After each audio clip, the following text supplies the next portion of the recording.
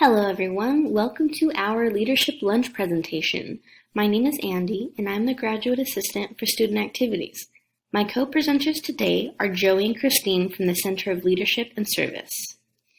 Unfortunately, we won't be able to come together in person today, but that doesn't mean that these presentations have to stop. So please press pause, go make a quick lunch, come back, and enjoy the presentation. Thank you. Hey everyone, this is Andy. I'm going to open up this conversation talking about conflict resolution.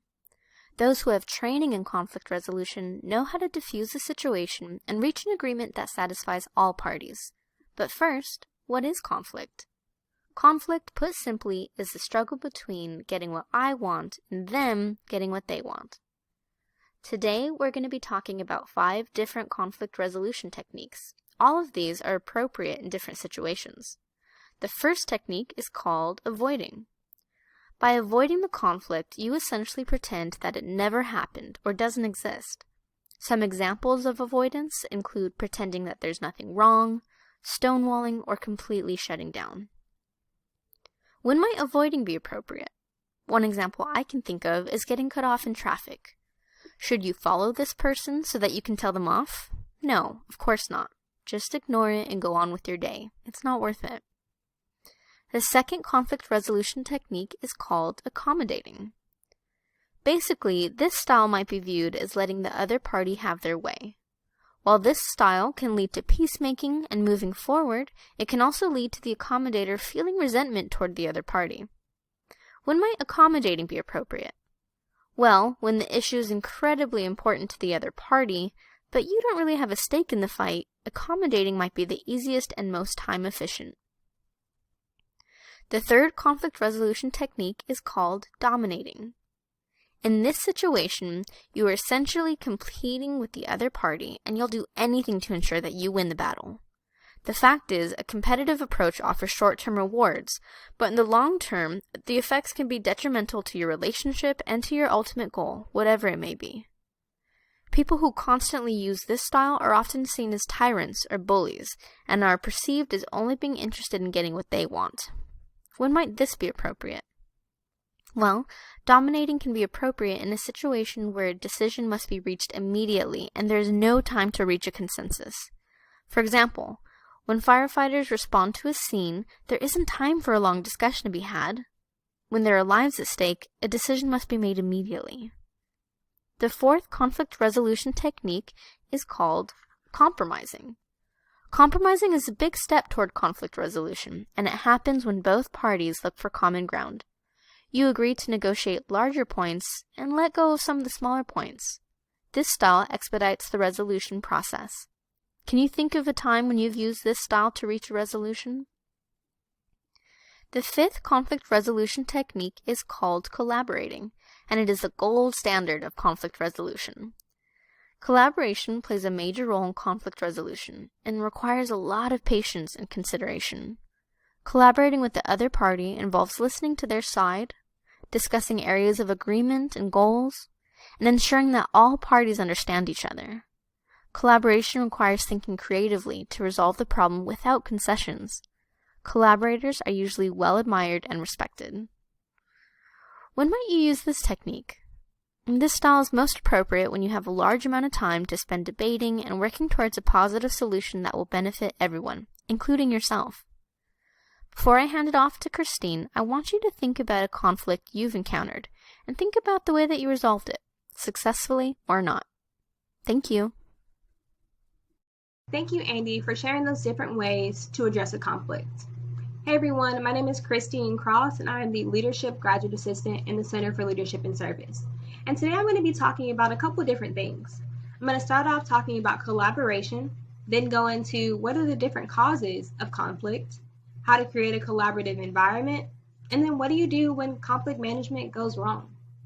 So I'm going to start off talking about collaboration. Andy made an excellent point in saying when addressing conflict, collaboration and compromise is really the goal. So you may be wondering, well, that's the goal. How do I get there and where do I start? So first, it's important to recognize that there is a conflict. Take a moment to hear what that person is saying and understand that their perspective is just as important as yours. When it's your time to share your perspective, just be transparent and honest. Understand that this conflict happened for a reason and that you can work to build a better relationship moving forward. If you feel like they're not understanding what you're saying, maybe you just have to reframe how you're saying it. It's important to understand that different people understand things differently and in different ways, so you just may have to adjust how you're letting them know how you're feeling. Next, it's important to simplify what you're saying. When you're passionate and there's a lot of emotions involved, it's very easy to utilize complex analogies and things, but just say what you mean and be direct. It's important not to hide behind those complex examples because then a lot of confusion and miscommunication can arise. Next, just recognize how important it is to listen because there's more than one side of every story. So when it's another person's time to share how they're feeling, take the time to actually process what they're saying and kind of understand where they're coming from. Because you want to make sure that when it's your time to share, that they're doing the same and showing you that same respect. When you're sharing your perspective, be sure to use specific examples and stories that really show how this conflict arose and where you started to feel some type of way about it, because you want to make sure that everyone's on the same page. Lastly, when handling a conflict, recognize that the people that you're in conflict with are often going to be coworkers or members of the same organization or even your friends. So recognize that you have to be vulnerable enough to share why you're upset, and recognize that moving forward, that doesn't mean that this relationship has to end. It just means that you have to remove the emotions out and recognize that you can still move forward despite this conflict. So now we're going to talk about what happens to conflict when it happens. Why are conflicts caused? So I'm going to talk about the different causes of conflict. So some conflicts are caused by poor communication or just a lack of communication. A lot of people are fearful about what conflict can bring, so they tend to avoid it. But sometimes it's easiest just to address the problem when it arises. Now, we all know that in organizations or on teams, you're not going to necessarily get along with everyone. So sometimes personalities clash. That's when it's important to recognize that emotions can be left at the door, because at the end of the day, the project or assignment or task still needs to be completed. So you just have to work together at the end of the day. People all have different ways to approach situations. They have different work styles and they really identify with different values. It's important to recognize that it's okay that you don't agree on everything, but you still have to be respectful. So if you can't work with the person despite their values, then you really have to take a second look in the mirror and say, why is what they're doing affecting me so much? Because at the end of the day, the task still needs to be done. Another cause for conflict is that there's a lot of competition and pressure. So if you feel like you're getting that competitiveness as you're working on a task, maybe just compliment the person that you're feeling the need to compete with. Hey, I feel like what you're doing is really effective and I think you're doing a really good job. I would love to get to where you are. Can you offer me any suggestions or improvements? That way I can work to be where you're at. There's also a lot of pressure involved when being on a team or in an organization. So just let your executive board or your boss or your manager or whoever know, like, hey, I'm feeling a little overwhelmed. I would love to talk about my different responsibilities with you just so I know how to be more effective moving forward. And if you find that there's a lack of resources, again, talk to your executive board or your manager about the different resources that are available. Maybe they have some connections that can give you the resources you need. Now, some conflict is just caused by a lack of leadership and clarity. Maybe this is this person's first team that they're leading and they just don't know what to do. And a lot of times members are fearful to tell leadership when they're doing something wrong, but that's when communication is most important. If I'm serving as a leader and I'm being ineffective, but no one tells me that I'm being ineffective, then it causes a lot of mistrust and it causes a lot of conflict. So just be honest with them. Let them know that you have some suggestions and improvements that can help them in their leadership. When starting an organization or a task, it's important to work with your team to establish a goal and some expectations. That way, down the line, when conflict arises, you know that in the beginning, you already agreed on this goal. And sometimes conflict arises because you don't agree on how to achieve that goal. That's why it's so important to have those initial conversations in the beginning, because you want to be on the same page about how to approach a situation when it happens. Next, we're going to talk about how do we create a collaborative environment. So when addressing a conflict, it's important to recognize that you're addressing the problem and not the person. So go in with an open mind and utilize kind words. Make sure you're utilizing active listening, which is making sure that you're paying attention to what they're saying when they're sharing their perspective and why they're upset. Because ultimately, you want someone to show you that same respect when you're telling your side of the story. Be sure to be specific when you describe how you're perceiving the conflict. It's important to be honest and just communicate. Ask the other person involved what they need to feel comfortable in addressing this conflict. Maybe they need time to process, or maybe they need time to just be alone. Ask them what they need and try to give it to them if possible.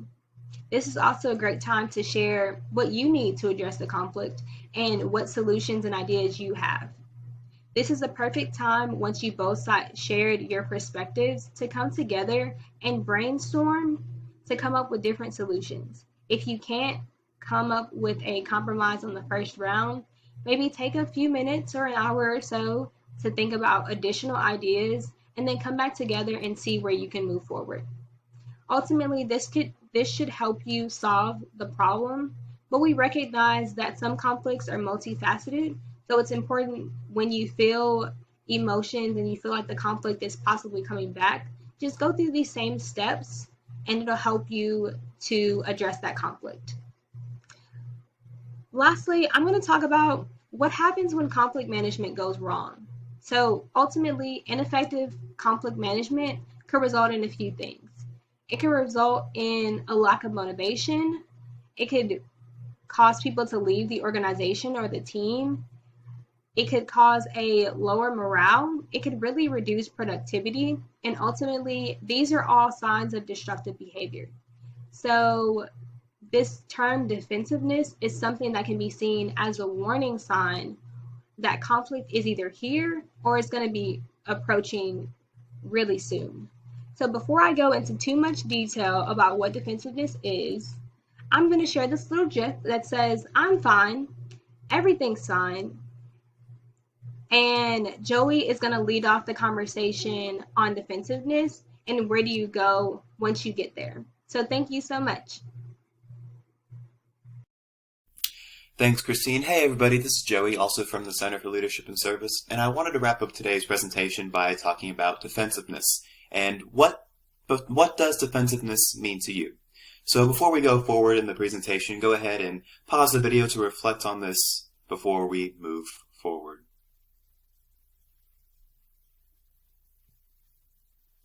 So we're going to watch a short clip from a video about symptoms of defensiveness and how we can best function when we find ourselves in these moments. Just really quick before we go into it, since we're starting about 2/3 of the way already into the video, the gentleman is going to reference green zone versus red zone, and I wanted to bring up what that means right now really quick. So those who are in the red zone are in a physical and or mental environment that is not conducive for collaboration. Everyone wants to be dominant and no one's voice is truly being heard. However, those in the green zone are the opposite. They are individuals who choose to get along and their productivity is high. The green zone is ultimately more productive, while the red zone is easier to join.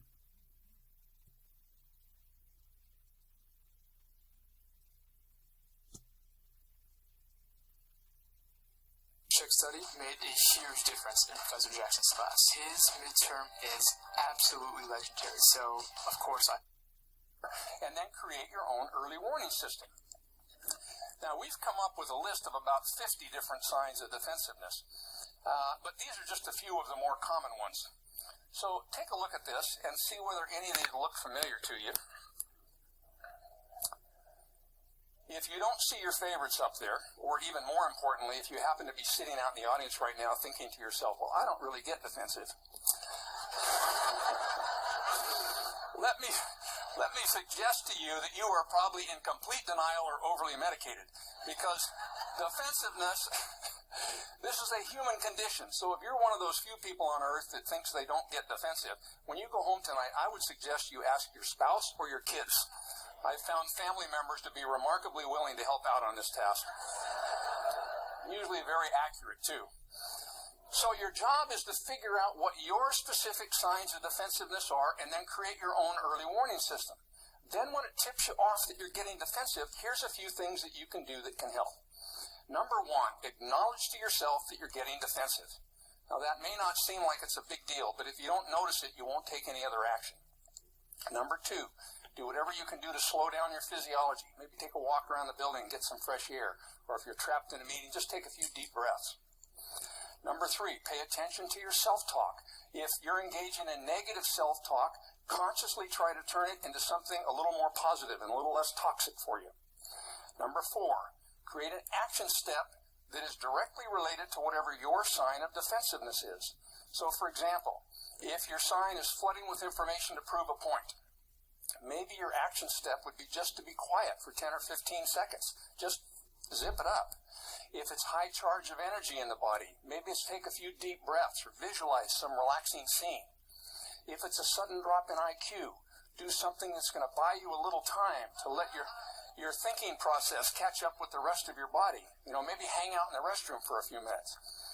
One woman, her sign was always wanting the last word, and so she got this image of herself standing at the conference room door, throwing in the last word and slamming the door. And it was a way of not only reminding her of what she was doing, but also lightening up her mood a little bit. So you create your action step. Then number five is, this is a recovery model. This is not a model of perfection. So if you get defensive, like we all will, you notice it, you take some action, and then start over and let it go. So to recap, when you leave here today, the two most helpful next steps for you will be, number one, figure out what your signs of defensiveness are and create your own early warning system. And then number two, figure out an action step and practice it. You want to practice it so it becomes automatic, because the worst time to be figuring out how to deal with your defensiveness is when you're defensive. Now, if you can do both of these things, I guarantee you, you will significantly increase your chances of ending up like a green zone person rather than one of those red zone chickens. In the words of one of our wisest, greatest modern-day philosophers, it's not easy being green. But let me tell you, it's a whole lot easier and a lot more effective than being red, and it could just make a big difference in your life. Thank you very much.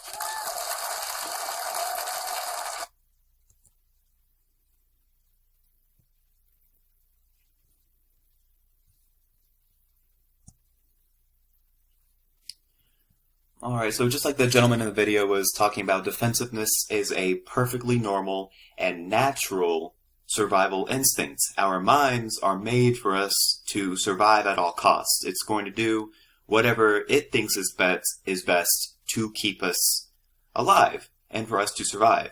And this was very effective in prehistoric contexts because as cavewomen and cavemen, we needed to always be on the defensive to make sure we made it to the next day. So while it made sense in those contexts, it doesn't help us as much in our modern world. And in fact, speaking of survival, there are several studies that have shown that whenever our worldviews or a significant part of our beliefs are challenged or threatened, human beings experience what's called death anxiety or mortality salience. And that means that physiologically speaking, we feel the same anxiety that we feel about death that we do whenever our core beliefs are being challenged, or we feel like they're being challenged. And so, while defensiveness is perfectly natural, allowing it to rule your life and to distract you from valued living prevents you from living the life in which you most want.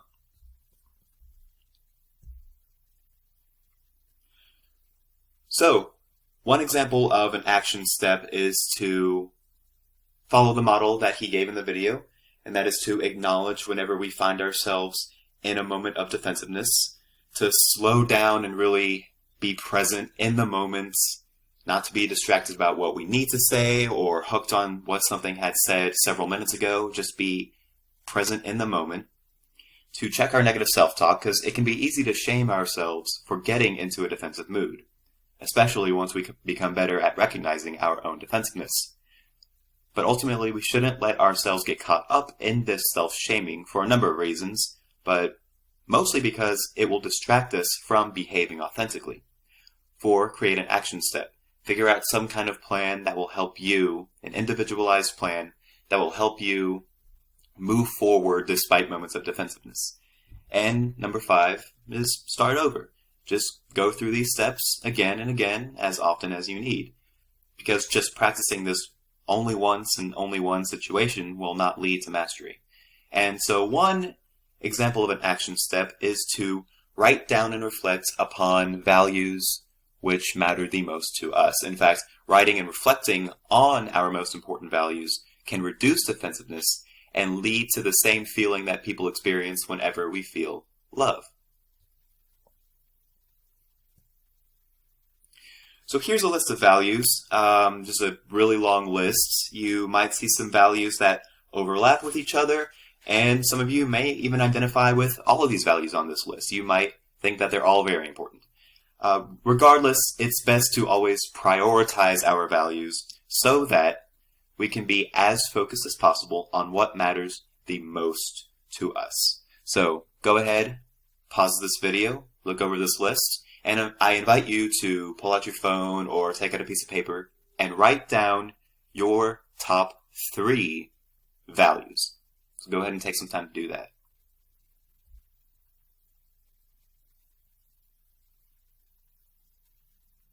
And once you're done, we're going to move forward with this presentation.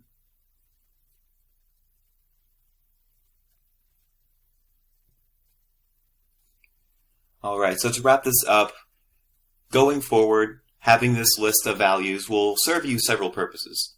For one, it can give you insight as to what could lead you to feeling defensive if these values are threatened. For example, if one of your values is fairness, and you feel that your value of fairness is being threatened in a particular conversation or in a particular moment, at least now you know what to be on the lookout for so that you can go into an action step.